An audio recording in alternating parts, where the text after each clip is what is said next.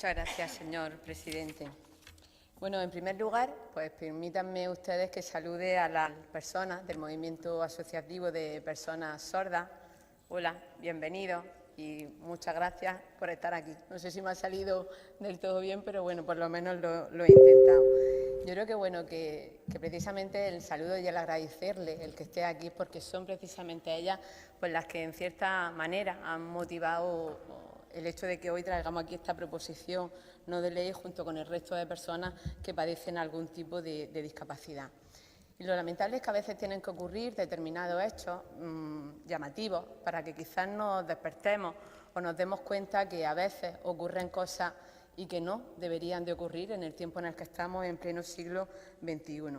Situaciones en las que está bien, desde luego, el pedir perdón, está bien el pedir perdón y está bien, desde luego, rectificarla, pero que hace que también sea nuestra obligación, desde luego nuestra obligación desde este Parlamento, el exigirla y el pedir que se cumpla y, desde luego, con las miras puestas en un futuro. Tengo aquí una noticia que quisiera enseñarla.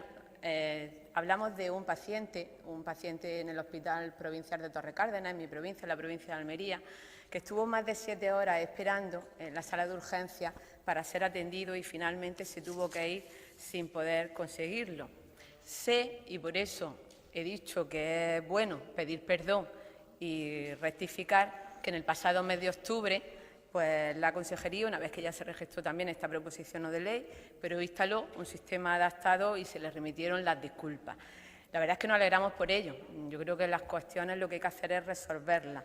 Pero también es cierto que este hecho probablemente habrá ocurrido en otros lugares y que quizás por no haber tenido tanta repercusión en redes sociales o quizás también porque estamos hablando de una minoría silenciosa, pues no nos hemos enterado. Y yo creo que precisamente corresponde a los poderes públicos darle la voz que ellos no tienen. En Andalucía nos encontramos con que el 9% de la población andaluza pues padece algún tipo de discapacidad. Y es verdad que algo se ha avanzado y bastante.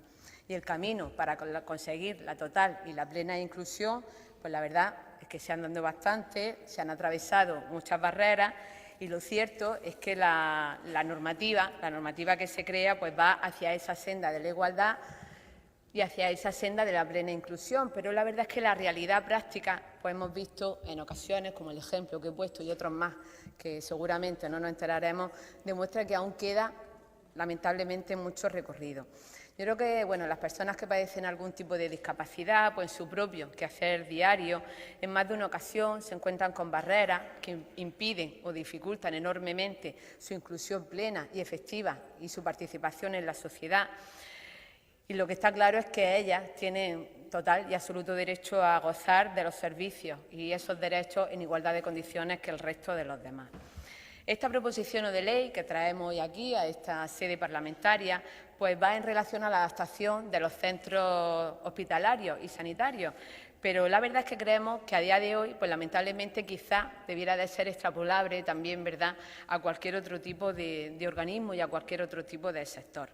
Si nos centramos en el marco normativo sanitario, en la normativa que ampara el marco normativo sanitario, nos encontramos en primer lugar con la Ley General de Salud Pública, donde dice que la información se facilitará para su comprensión en función del colectivo afectado y estará disponible en un formato que permita la plena accesibilidad a las personas con discapacidad de cualquier tipo.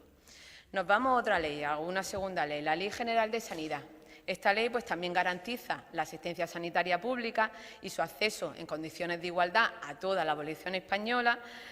Y aquí se regula, ¿no?, que en el marco, lógicamente, de esta ley, pues todas las administraciones públicas sanitarias debieran de darle información sobre los servicios sanitarios, sobre atención, también en unos formatos adecuados, accesibles y comprensibles para las personas con cualquier tipo de discapacidad. Seguimos con el elenco normativo. Nos vamos a la tercera ley, que es la Ley Básica Reguladora de la Autonomía Personal del Paciente y Derechos y Obligaciones en materia de información y documentación clínica. Aquí también se regulan las necesidades asociadas a la discapacidad y establece también que tanto el Estado como las comunidades autónomas pues, tienen que dictar las normativas que sean precisas para garantizar a los pacientes y a esos usuarios que tienen algún tipo de necesidad especial pues todos los derechos en materia de autonomía e información. Nos vamos a una cuarta ley, la Ley de Cohesión y Calidad del Sistema Nacional de Salud, que también garantiza esa accesibilidad. Nos vamos al texto refundido de la Ley General de Derechos de las Personas con Discapacidad y su Inclusión Social, que se publicó en el 2013. Esta ley establece la obligación de las administraciones públicas de adoptar las medidas necesarias para favorecer el acceso de las personas con discapacidad a los servicios y prestaciones relacionadas con su salud en condiciones de igualdad con el resto de los ciudadanos. Pero también hace referencia a teniendo en cuenta su derecho a tener una vida independiente y, en consecuencia, la accesibilidad a estas prestaciones debieran de tener presente precisamente esa independencia y ese derecho a la autonomía que tiene. Yo creo, y aquí tengo que hacer un parón, señoría, un parón, porque yo creo que vergüenza, señoría, vergüenza debería de darnos a todos los poderes públicos que el pasado 4 de diciembre venciera el holgado plazo que dio esa normativa para que se hubieran tomado todas las medidas necesarias para adaptar y asegurar la accesibilidad de las personas con discapacidad a cualquier tipo de entorno, de servicios, de productos, de información y de comunicación. Pero no, lamentablemente el tiempo ha pasado y ni este Gobierno, ni tampoco el Gobierno central, ni muchos gobiernos locales lo han conseguido cumplir. Y aquí me van a permitir ustedes que yo haga una pregunta retórica. Si hacemos leyes y luego no las cumplimos, ¿deberíamos también ser sancionados los poderes públicos como todos aquellos ciudadanos que incumplen la normativa vigente? Yo creo que es una pregunta que deberíamos de hacernos y, como digo, debería mostrar todo vergüenza de que se hagan las leyes pero luego no se cumplan.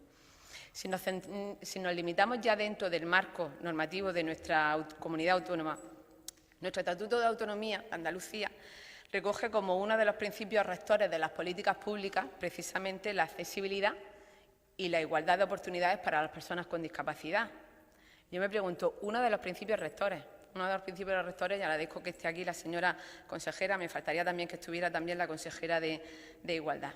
Porque aquí tengo que recordar que en el acuerdo de 10 de mayo del 2011, en donde el Consejo de Gobierno aprobó el segundo Plan de Acción Integral para las Personas con Discapacidad en Andalucía del año 2011 al año 2013, no, señoría, no se ha vuelto a llevar a cabo ningún otro plan que sirva precisamente para evaluar ese seguimiento.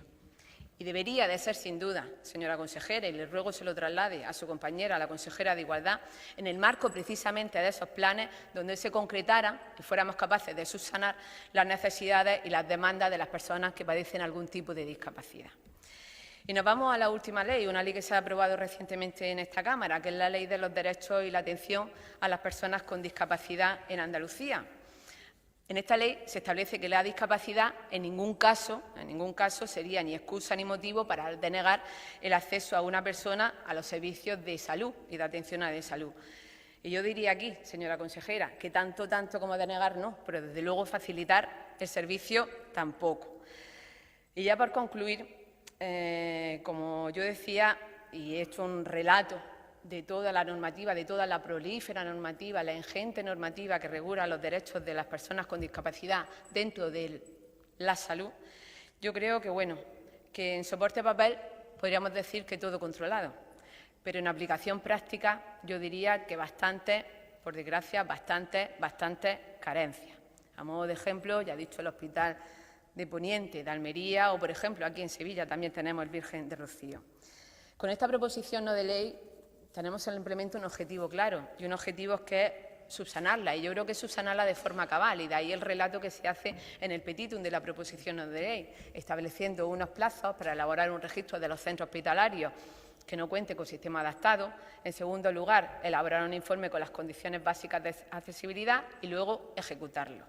Señorías, creo que es algo tan sencillo, tan básico como que aquello que regulamos en las leyes que se cumpla, para que ese anhelo, que es realmente la plena inclusión, sea no solo una realidad real, sino